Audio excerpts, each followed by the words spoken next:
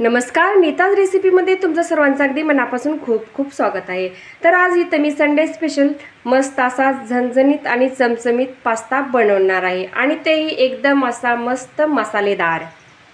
मग चला तर वेळ न घालवता रेसिपीला सुरुवात करूया। पास्ता बनवण्यासाठी लागणारं साहित्य पाहूया। तर इथं मी 20 रुपयाचं पास्त्याचं पॅकेट घेतलेलं आहे। तसंच इथं मी 2 मीडियम आकाराचे कांदे कट करून घेतलेले आहेत, एक मोठं टोमॅटो कट करून घेतलेला आहे, थोडेसे मक्याचे दाणे घेतलेले आहेत, एक गाजर सुद्धा कट करून घेतलेला आहे, थोडे वाटाणे आणि हिरवी मिरची, लसूण, अद्रक हे सुद्धा थोडंसं छोटं छोटं कट करून घेतलेलं आहे। तसंच इथं मी एक पास्ता मसाला घेतलेला आहे।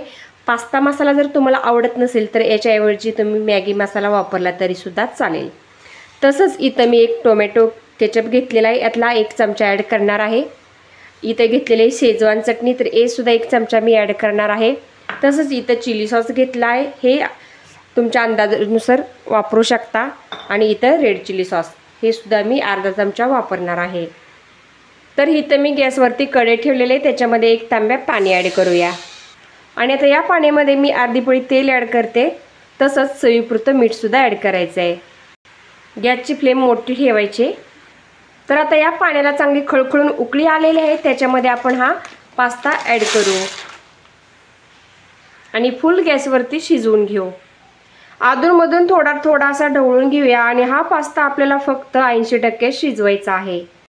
तर आता मी या पास्त्याची कढई दुसऱ्या गॅसवरती शिफ्ट करत आहे आणि या गॅसवरती मी दुसरी कढई ठेवून दिली आहे।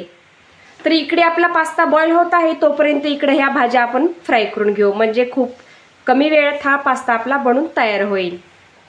सर्वात पहिले कढईमध्ये 1 चमचा तेल ॲड केलं। तेल गरम झालं की त्यामध्ये लगेचच हिरवी मिरची ॲड करायची, त्यानंतर आलं, लसूण व्यवस्थित असं अर्धा मिनिट परतून घेऊया। त्यानंतर लगेचच याच्यामध्ये कांदा सुद्धा ॲड करून ब्राऊन कलर येऊस्तोपर्यंत व्यवस्थित असा भाजून घेऊया। आता यामध्येच थोडंसं चवीपुरतं मीठ ॲड करूया, म्हणजे आपला हा कांदा लवकर भाजण्यास मदत होईल। मीठ टाकताना थोडंसं कमीच टाकायचं आहे, कारण आपण पास्ता उकळताना सुद्धा थोडं मीठ वापरलेलं होतं।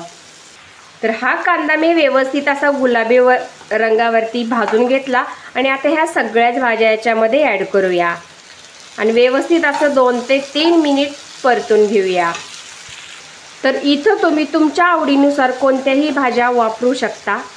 तर इथं माझ्या मुलांना गाजर, वाटाणे आणि मक्याचे दाणे आवडत नाही, म्हणून मी या तिन्ही गोष्टींचा वापर केलेला आहे। तर या पास्त्यामध्ये भरपूर सारे सॉसेस पडणार आहेत, त्यामुळे हा पास्ता देखील आणि ह्या भाज्या देखील मुलं आवडीने नक्कीच खातील।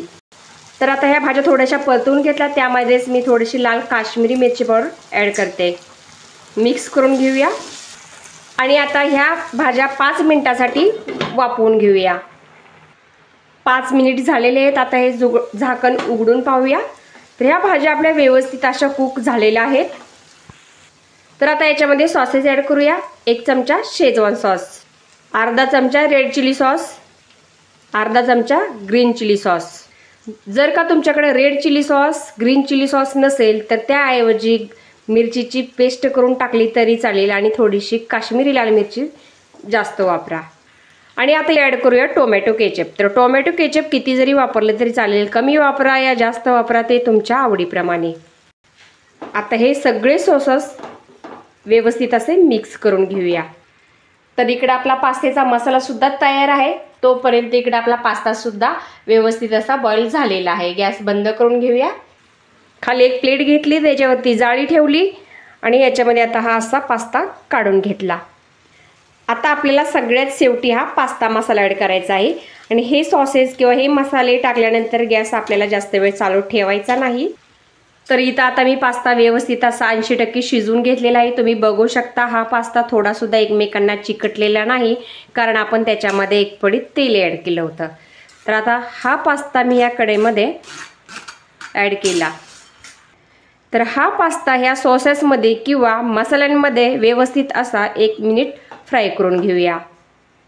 तर या पास्त्यामध्ये तुम्ही कांद्याची पात किंवा शिमला मिरची ॲड केली तरी सुद्धा चालेल। तर आपला हा इथं पास्ता बनवून तयार झालेला आहे। गॅस बंद करून घेऊया आणि आता हा पास्ता एका प्लेटमध्ये काढून घेऊ।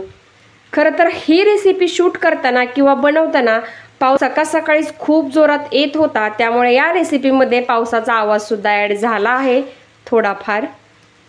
तर हे पहा, इथं आपला मस्तपैकी पास्ता मसालेदार असा बनून तयार झालेला आहे।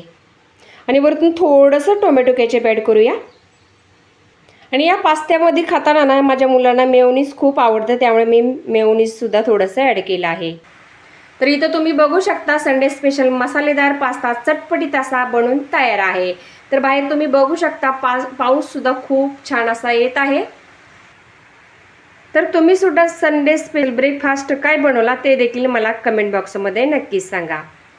मग चला तर नंतर भेटू अशाच एखाद्या नवीन रेसिपी सोबत। तोपर्यंत नमस्कार आणि हा व्हिडिओ पूर्ण पाहिल्याबद्दल धन्यवाद।